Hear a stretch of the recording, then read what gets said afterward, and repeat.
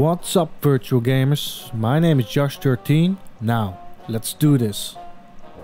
I expect you to die. Not for real though, I mean in the game, because you will die a lot. But I really enjoyed this game.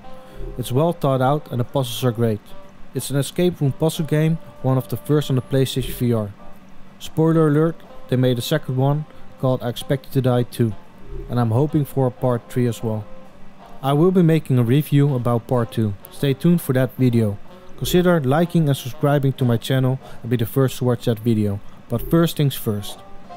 You play as a spy in search of the bad guy, Dr. Zor, and his organization, the Zorax. The spy you play as has telekinetic powers. What's a smart way to interact with the environment?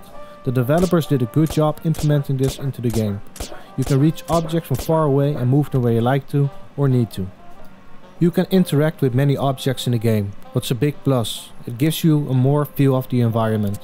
And you can play around with them by tossing objects, set them on fire, and if the game gives you stress, you can smoke a cigar. Some puzzles require speed, what's not really my thing if the controls are struggling with tracking, but they give you a good solution for that by giving you a pointer to see where you're aiming. There are 7 levels to do, so it's not very long. Each level gets harder and harder. The puzzles do not repeat in the game, so you have to think out of the box each level. If this video was of any help, want to see more reviews, consider liking and subscribing. Graphics. It's a good looking game if you ask me. There's not much to complain about there. It has a simplistic style what makes the game pop.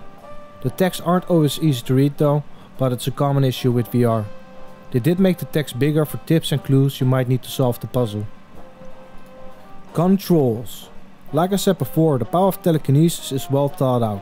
While you're sitting in the same spot, you can still reach far away objects. You can grab objects from a distance and move them closer or further away from you. You can also freeze them in the air, which can be extremely handy if you have paper with instructions or a code on them. It's also a good way to organize your objects. I like the controls very much. It's not always accurate, but the pointer helps a lot. Like all games I played on the PlayStation VR, complaints are about the Move controllers, but this is the tracking of the PlayStation VR and not the game itself. Sound. The voice acting is awesome. The agent handler's voice makes you feel like a real spy. With the background music what could be stolen from a James Bond movie, it adds to the overall experience. I would give this game an 8 out of 10.